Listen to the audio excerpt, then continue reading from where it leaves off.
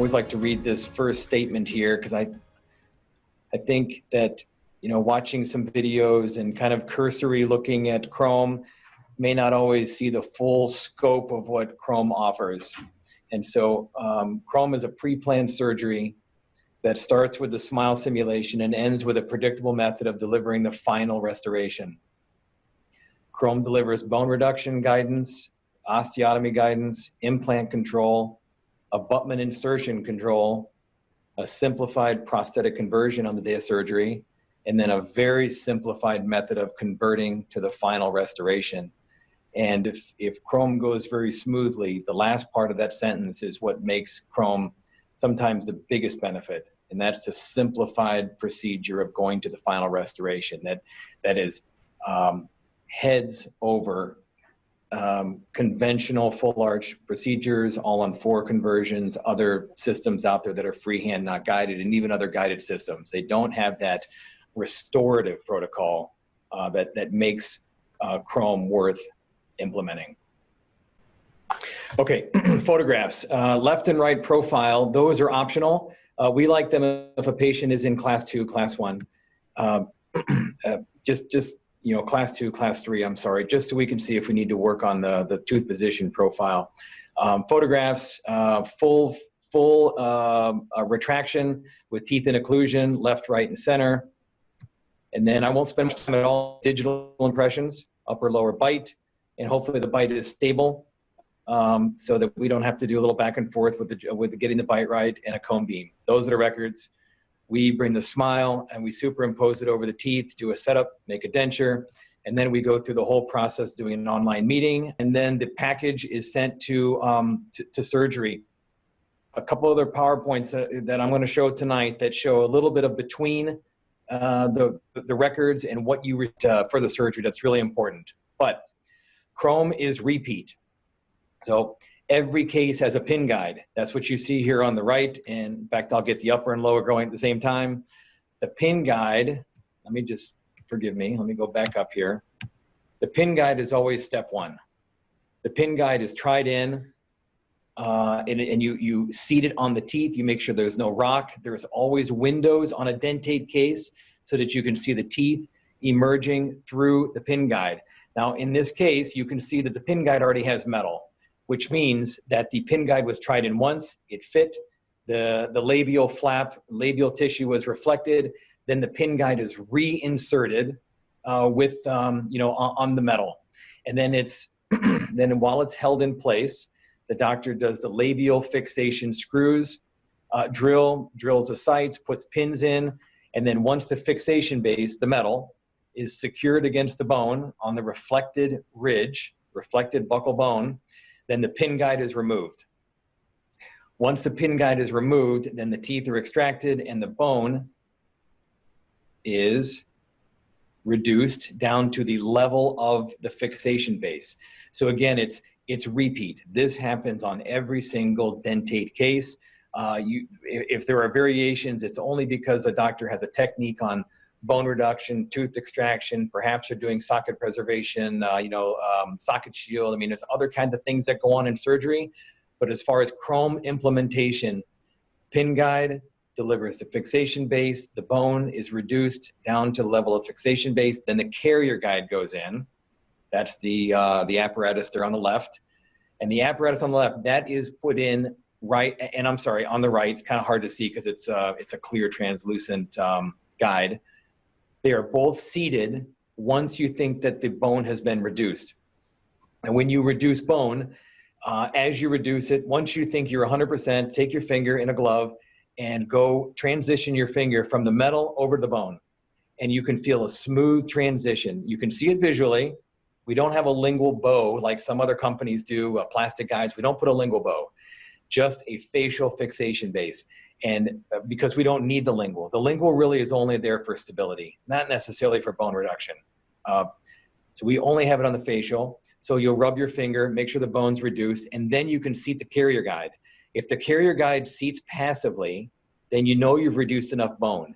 If it doesn't seat passively, then you know that there's either tissue or there's bone in the way. So first address the tissue, make sure it's reflected out of the way. you tie a stitch. You can see there's a suture there on the upper, and there's one on the lower to hold it out of the way. If it's not passive, then adjust the bone down until the carrier guide is seated smoothly. Okay, then the carrier guide comes out, and the next step is to place the osteotomy guide. And if you've seen recent images of chrome, you'll notice that the chrome is shinier, and you'll see it's designed a little bit different. These pictures are from mid last summer, last spring. So the osteotomy guide goes in.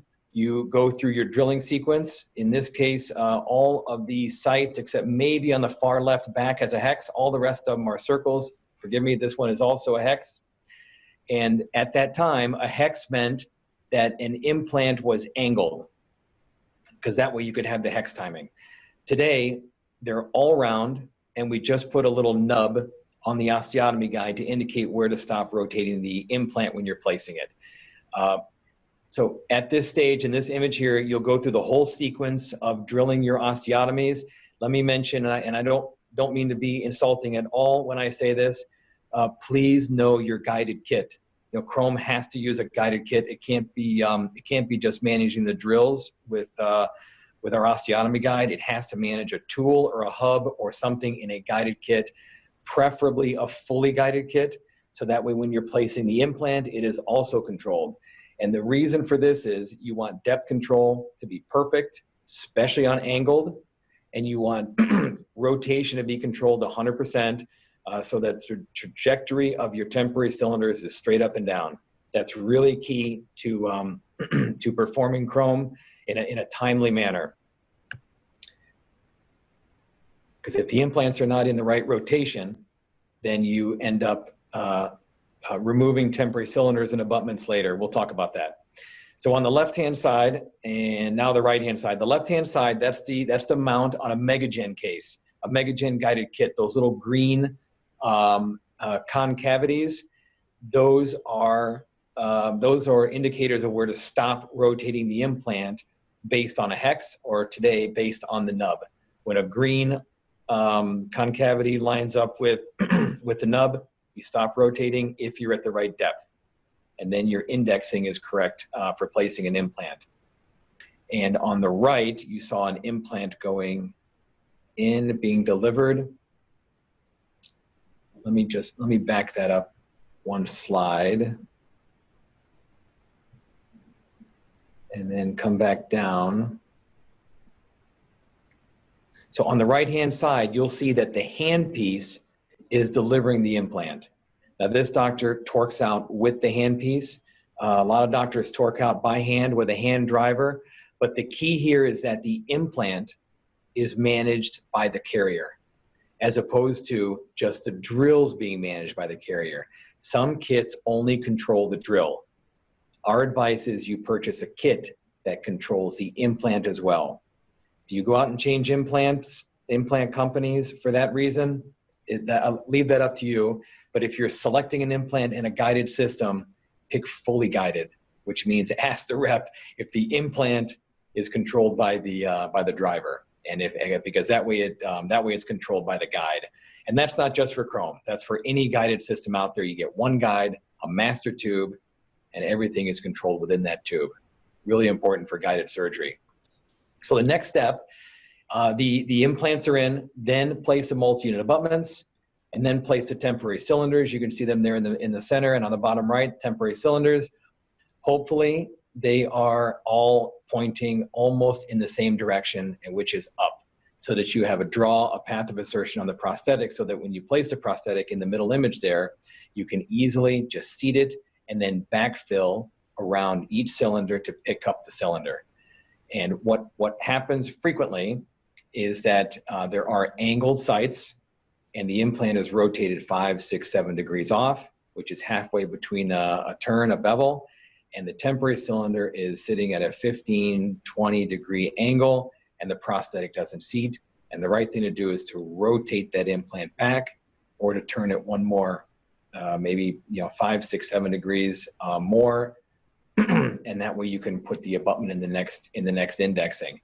Because if you have to grind and adjust the prosthetic, it's time consuming, It'll be a little frustrating.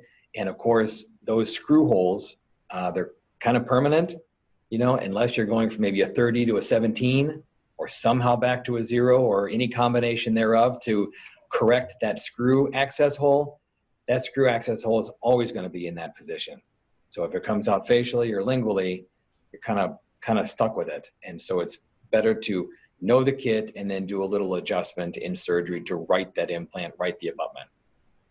Please ask questions about that at the end. I'd love to have a more conversation about that. So this, we just showed the one arch, but this was a double arch, and you can just see the, you know, the position of the implants is just perfect. It's funny, we have many full arch cases in this laboratory, and you can almost instantly pull up a case in your hand, look at the models, and you'll know if it's guided or not. You'll know if it's chrome or not, or some other guided system based on what you see here on these bottom images. And I don't mean that offensively at all to doctors at all. We see a lot of cases free-handed that are just great. So I don't mean it like that. But by far the most common, if it's not guided, the implants are stepped up and down. The bone reduction was not leveled, and the implants are in some of the implants can be in compromised positions for the restorative. So this is what chrome delivers, you know, beautiful upper and lower prosthetics on implants that are planned and in the ideal position. And that's Leonard, and Leonard allowed us to put his face on the screen. So that's Leonard 6 months later, happy guy. All right.